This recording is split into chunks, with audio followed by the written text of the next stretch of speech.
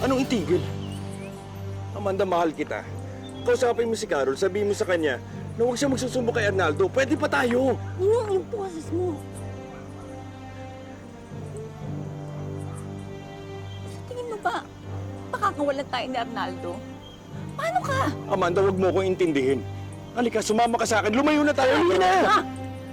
Baka may makarinig sa atin. Hindi mo ako naintindihan eh. Komplikado to. Sa tingin mo ba kaya ko? Sa tingin mo ba pakakawalan tayo ni Arnaldo? Hindi. Huwag na natin palitin ang mundo natin. Hindi ko rin kayang isugal ang pamilya ko para sa atin. Hindi ko kaya. I'm sorry. Amanda.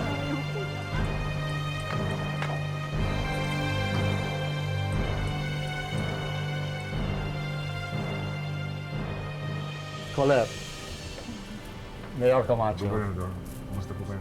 Okay lang. I wanted to meet Prince Aragon. This is our governor, Andres. Welcome. We are very happy to have you as a guest in our province. It's an Prince honor Aragon. to Gobernador. I want you to meet Rosela and Dan. Hello. Prince Aragon, I've already talked to the president. The President. Yes, she already knows. We're going to see her at Malacanang tomorrow. Ano daw yun, Undang? Yan daw, Prince mo. Pupunta ng Malacanang bukas. Bibisitahin yung presidente.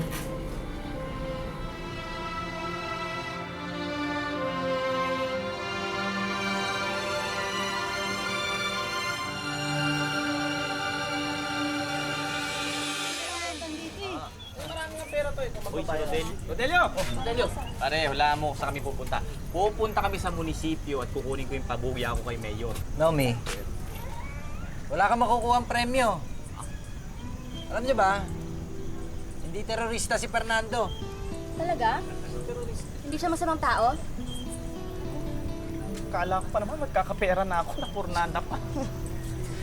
Teka lang, sandali. Nasaan ngayon si Fernando? Andun, sa munisipyo, pinagkakagunuhan ni Mayor, saka ng mga tao.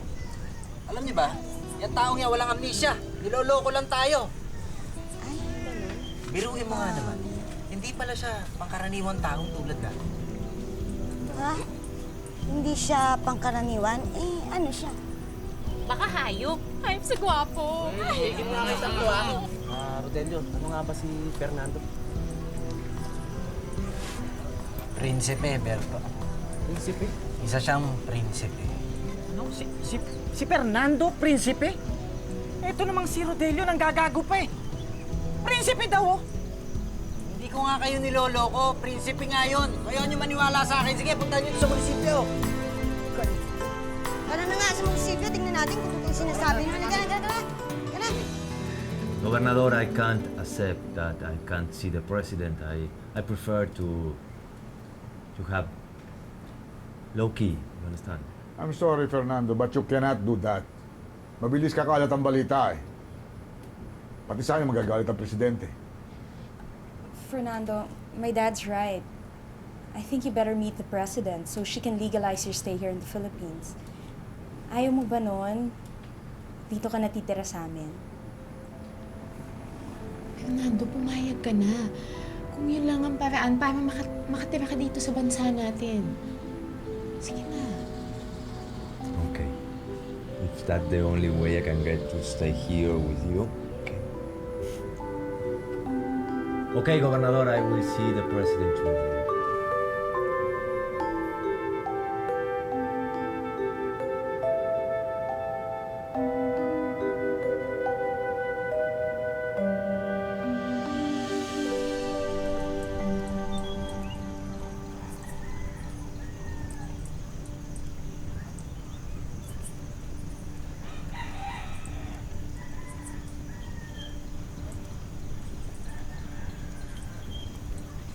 Kapitan, kanina pa kita hinahanap ah. Handa na yung pananghalian, kumain ka na. Hindi ako kakain. Teka, sayang naman yung niluto ko. Sinabi nang hindi ako kakain eh. Bakit ka ba lagi nandito, ha? Inaaksaya mo lang ang panahon mo sa amin.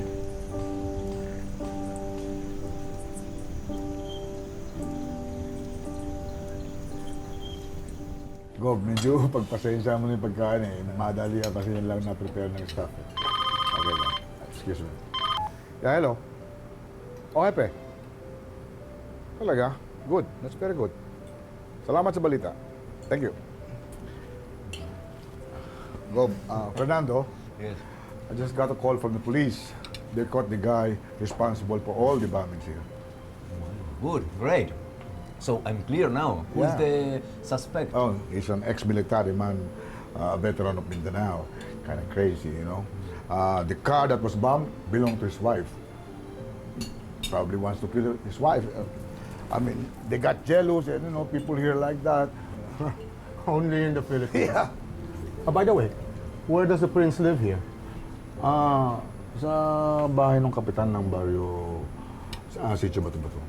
Ang ganon. Nakakahiya naman sa katayuan niya. Governor, Dad, I have a suggestion. Bakit hindi na lang sa bahay natin tumira si Fernando? I mean, si Prince Aragon.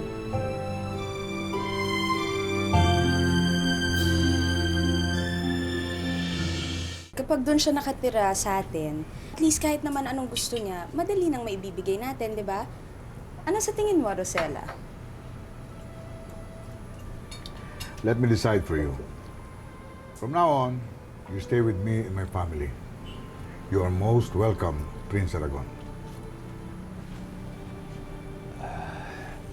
Mayor, thank you very much, but I can't accept that offer. I want to live with Capitan Minong. We're only after your security. And I want you to have a more comfortable life here. And the mayor can provide for that. I live now in a comfortable place. I like the life in the barrio. It's not so bad. It's my decision, my final decision. Gusto ko sa barrio.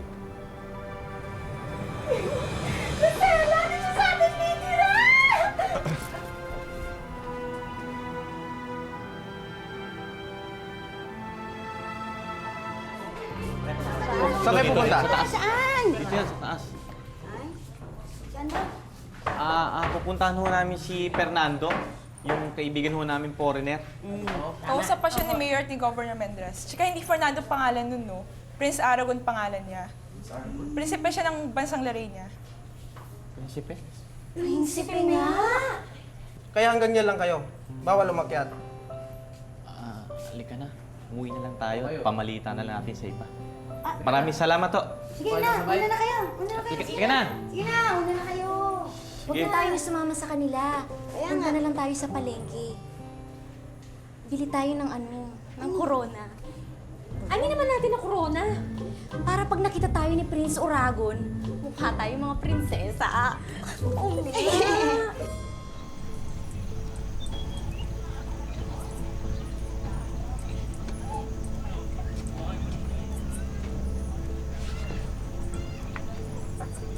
Leti! Mga kababaryo, may babalita kami sa inyo. Yung Dante, dito kayo, may babalita kami tungkol kay Fernando. Alam nyo ba, etong si Fernando ay hindi pala terorista. Ano? Alam nyo ba kung ano siya? Ano nga? Isa siyang prinsipe. Oo, prinsipe! Prinsipe si Fernando! Baka naman nakakaka lang yan, Hindi, totoo. Nalaman sa munisipyo na isa pala siyang prinsipe dun sa isang bansang Laranya. Oo? Oo! Ibig mo sabihin may kastilyo yun? Meron! Andun si Mayor eh. Iniistima siya ni Mayor ngayon at nandun din ang gobernador. Swerte natin, mga kababaryo. Bakit? Bakit? Prinsipe ang ampon ng Sitio Bato-Bato! Mayaman si Fernando! Hindi ako naniniwala dyan, Obi! Oh my God, Colette. Ano bang ginagawa mo dyan? Nagpapaalam na si Go. Dito na lang muna. Asar ka, no? Halata eh. Hindi mo ba naman ma-imagine na prinsipe talaga yung shota ng tindera ng isda? Wala maswerte siya. Talagang swerte siya. Can you imagine, isang prinsipe? Nababasa ko lang to sa mga romance novel. Totoo pala. Pero sayang yun din tong Fernando to. I mean, si Prince Aragon. Papatol lang pala sa isang tindera ng isda. Ay, na-in love? Hindi, Marie. Inakit lang siya ng Roselang yun. Pero hindi natandaan. Hindi ako papaya na mapupunta lang si Prince Aragon sa Rosella na yun. Babawiin ko ang prinsipe ko. Meron ka kailangan malaman. Ano yun? Kasi bali-balita rito si Fernando daw. Fernando daw isang prinsipe. Prinsipe? Ano bang kalokohan yan, Letty? Hindi ko kalokohan yung kuya. Prinsipe nga si Fernando. Prinsipe Aragon ng Laranya.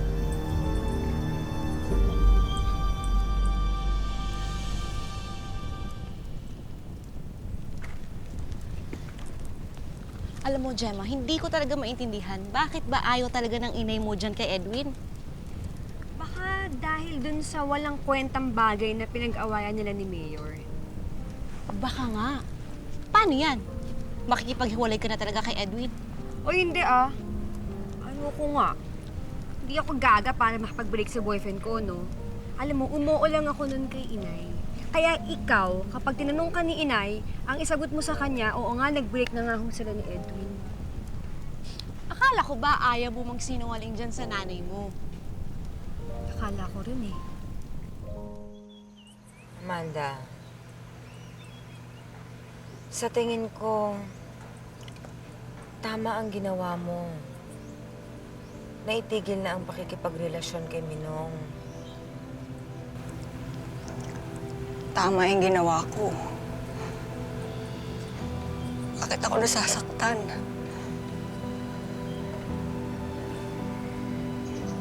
Sandali lang yan. Makakalimutan mo rin yan. Nandito naman ako eh. Tutulungan kita. Kaibigan mo ako, hindi ba?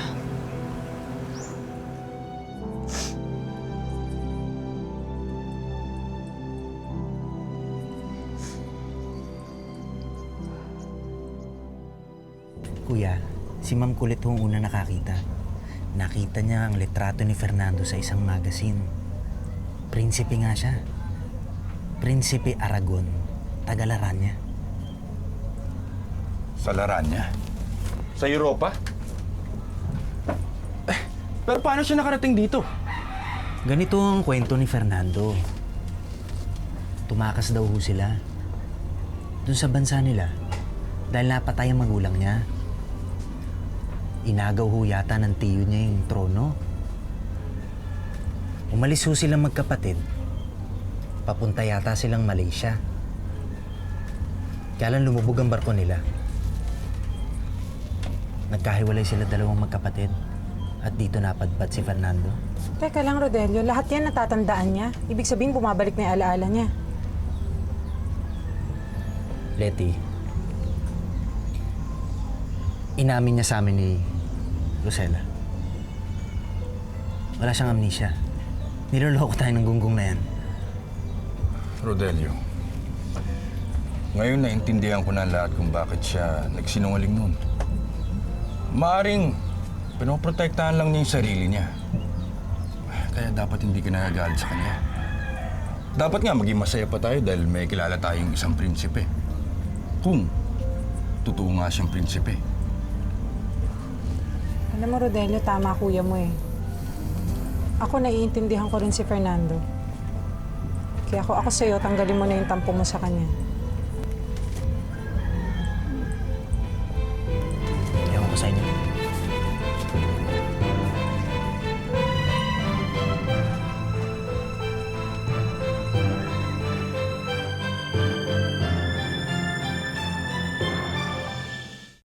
Nay, ano po? Oh, ano? Nag-uusap na ba kayo ni Edwin? Nag-break na ba kayo? Oo, Nay. Itatawag ko nga lang sa kanya eh. Si Rosella nga pala, nasan? Ewan ko, hindi ko alam kung nasaan. Wala nga eh. Ang dumi-dumi ng bahay, hindi pa nakakapagluto. Alam mo, pag umuwi yung batang yung malilinti ka na naman sa akin. Aling Belinda! Anong ginagawa mo rito? Wala ka makikita chismis dito. Umalis ka dyan. Eh ako nga hong may chismis sa inyo eh. Alam niyo ba si Fernando, prinsipe daw pala? Oo, prinsipe. Baka naman terorista.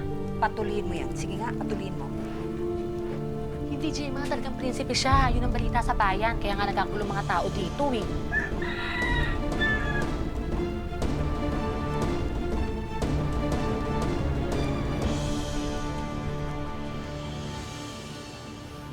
Yes, Prince. Are you all right? Yes. Well, Mayor, thank you at all. We don't want to bother you anymore. Thank you, and we better go. It's all right, you know, but I'm assigning you these two men. One is a bodyguard and one is a driver. I'm also have an extra car you can use if you want. No, thank you very much, but I don't need a driver, a car. I don't Prince need Aragon, a bodyguard. it's for your own protection. I don't want anything bad happening to you here. Nothing is going to happen to me. The people in the barrio is very friendly You don't with me. understand. Mayor, please. I'm okay. I want to conserve my life the more normal I can. Thank you. You don't understand, but I have to insist. Thank you, Mayor. Please. Dad, Fernando, I'll bring you home. Ihatid ko na kayo. I hope now you won't turn me down, Prince. Thank you, Colette, but don't bother. We go in the tricycle. Okay, let's go.